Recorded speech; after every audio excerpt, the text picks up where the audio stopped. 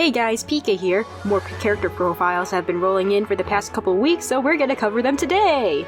First off, we got Felix Hugo Ferdalius of the Kingdom of Fargus. He's Dimitri's childhood friend and teasingly calls him Boar sometimes. He acts like a lone wolf a lot of the time and is focused on perfecting his skill with the blade.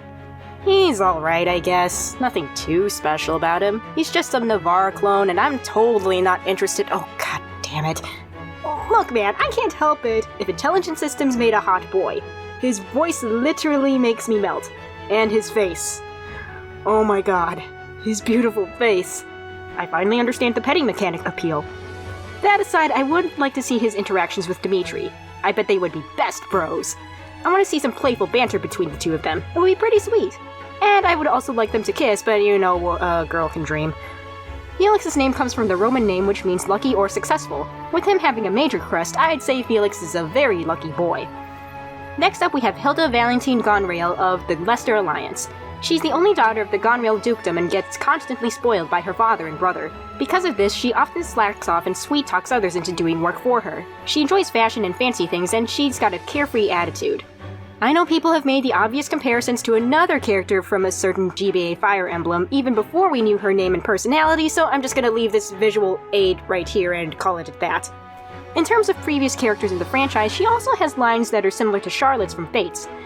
God, I love Hilda so much. She's so cute. How can I say no to this face? I want to pamper her so much. Hilda's name was a short form of certain Germanic names containing the element Hild, meaning battle. With her being shown in the Brigand class, this may indicate she's not just the useless and weak little girl she claims to be. Next, we have our colleague Hanuman. He's a crest researcher and is passionate about the subject. He gets excited whenever crests come up in conversation despite being a calm individual most of the time. He also helps Byleth in understanding the nature of their crest of bleh. Although he's on friendly terms with Byleth, that doesn't seem to be the case with Manuela. Hanuman seems like a pretty cool dude. Other than the fact he asks us for blood samples for his research, I'd say he's an alright guy. It would be cool if he would give us some side quests to learn about some of the students' crests. There could be some potential for helping students learn new combat skills through Hanuman. I would also like to see him and Manuela interact. I can only imagine what crazy antics those two would be up to. And I would also like them to kiss, but you know, a girl can dream. Hanuman sounds more like a surname, and there are a few common surnames that his could be based off of. O'Hannigan, Herman, Hansen, the list goes on, so there's not an exact meaning for his name that I could find. Next up, we've got Ferdinand von Ager of the Etruscan Empire. He's the eldest son of the Ager dukedom, the family who passes down the position of prime minister from generation to generation. He's a proud and confident lad and hates to lose to anyone. His competitive side especially shows when it comes to competing with Edelgard's abilities. Can I just see Edelgard punch him in the face? Please? I think it would be funny. It's not that I hate the guy, it's just his rivalry with Edelgard could lead to some hilarious shenanigans. His Japanese voice sounds grandiose and confident, so I'd say that's pretty fitting for him. Ferdinand's name comes from the name Ferdinando, which is composed of the Germanic elements, Fardi meaning journey, and Nand meaning daring or brave. This name was common in many royal families in Spain and Portugal, and was common in the Habsburg royal family of the Holy Roman Empire in Austria. This definitely ties in with his competitive nature. He probably also has an interest in traveling, seeing as how Portuguese explorer Ferdinand Magellan shares the name. Up next, we have Mercedes von Maltritz of the Kingdom of Fargus, who is formerly a noble, possibly from the Etruscan Empire, who now lives as a commoner. She's an attentive young woman and refuses to turn away from those in need. She used to live at the capital's Mages School before attending the Officers' Academy. At the Mages School, she met Annette and Lorenz and became close friends with Annette. She claims to be a bit older than her fellow students. Looks? Pure. Friendship with Annette? Pure. Reasons for living as a commoner? I don't know, but they're probably pure!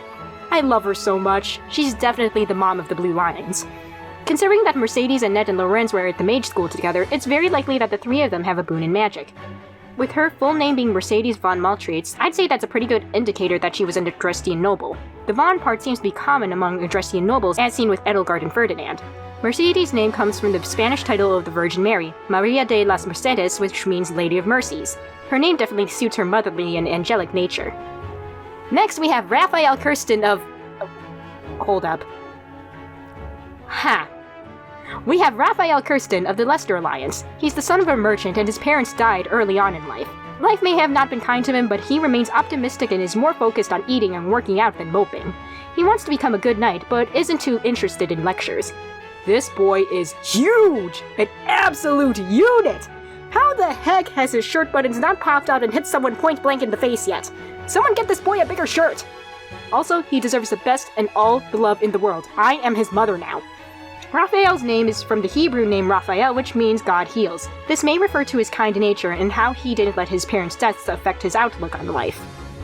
Next up, we have Bernardino Von Barley of the Adrestian Empire. She's the only daughter of the Varley dukedom and is shy towards strangers. While away from home, she feels most comfortable in her dorm room and is often there when not attending lectures. She's a precious girl who I must protect. Also, her Japanese voice is adorable. Not what I expected, but adorable. Bernadetta's name is the feminine form of the name Bernard, which is derived from the Germanic element Bern, meaning bear, and hard is in brave or hardy. This is definitely an ironic name for her since brave and hardy aren't exactly the words I'd use to describe her. Next, we have Ashlyn Otto of the Kingdom of Fargus. He's the adopted son of Serra Otto, ruler of Casper Castle. He studies and trains hard so he can be a good man like his foster father. Baby boy! Precious baby boy! Look at him! Oh my god, what a cutie! Step aside, Leonardo, this boy is my son now! Ash's name is derived from Ashley, which came from an English surname meaning ash tree clearing. This may just be a reference to his hair color. Next up is Lycia Cordelia of the Leicester Alliance. She's the eldest daughter of Count Cordelia and is the youngest student admitted into the academy this year. She's a prodigy when it comes to magic, but she isn't conceited about her talent. She works hard and studies as much as she can. With her being so young, she hates being treated as a child. However, her childish side is highlighted by her fear of monsters. Something tells me we'll be getting a side quest where she has to face off against terrorists to face her fear of monsters, and you know what? I'm all for it. I'll help my daughter face her fears. Let's go!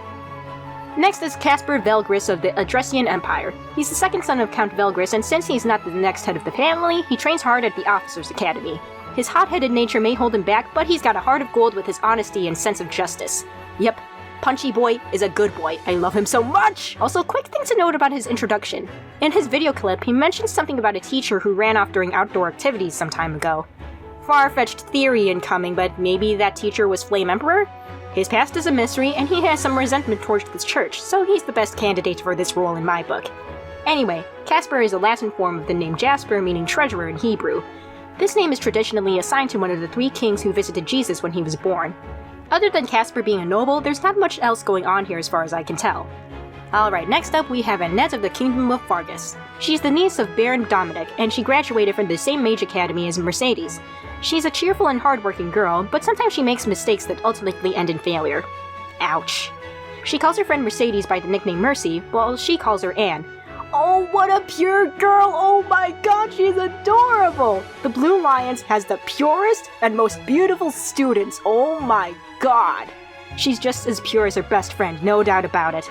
Annette's name is the French diminutive of Anne, which in turn the French form of Anna, which then in turn is a form of the name Hannah, which then is the form of the name Hannah, dear lord, this one's a long chain, which means favor or grace in Hebrew. In the Old Testament, Hannah was the wife of Elkanah and rival of Elkanah's other wife, Peninnah. When Peninnah had children, Hannah did not. She prayed for a son and eventually bore a son named Samuel. How this all goes back to Annette in particular, it's hard to say, although her hanging out with the motherly Mercedes may hint at something. Next, we've got Ignace of the Leicester Alliance. He's the second son of a merchant family, and since his older brother is inheriting the family business, he chose to attend the academy to train to become a knight to support his parents. However, deep down, it seems he has more of an interest in art and nature. Let the boy do the art thing! He wants to do the art! I can sympathize with that sentiment. Ignace's name is the French form of the name Ignatius, which is spelled similarly to the Latin word for fire, Ignis. I'm not sensing any sort of fire from this boy, but hey, maybe he'll grow into something big and powerful later down the line? Lastly, we have Petra, who is the granddaughter of the king of the Brigid Archipelago's. Brigid is subservient to the Adrestian Empire, so Petra was sent to study at the Officers' Academy as a sign of their loyalty. Petra is still learning to speak Fodlan's language, but she's trying her best. She reminds me a bit of Athena because of the foreigner aspect of her. I can imagine her lines to be translated in a similar way to how Athena's lines were translated. On that note, it is confirmed that Petra is not only from Brigid, but she is a noble of that nation as well. Petra's name is the feminine form of the name Peter. It comes from the Greek word for stone as the name of one of Jesus' 12 disciples. Her serious demeanor would make the stone meaning very fitting. This could hint at her being a reliable and steadfast person as well. Anyway, thank you all so much for watching. Like I said, this is my very last video before the Tuesday E3 Nintendo Direct. So, more info is coming in. I am sorry for the lack of editing for the past few videos, but you know, New information has been coming in non-stop for the past few weeks, so I really had to cut down on editing to make up for time. Anyway, I should be able to get an E3 video done probably right after the Direct. Maybe. We'll see how things go. And then more Fire Emblem will be coming in at some point, probably after I'm done with the E3 video, as long as Japan doesn't keep giving us new info about Three Houses, because hoo boy! There has been a lot of info to wade through. But anyway, thank you all so much for watching, and I'll see you all next time. Goodbye!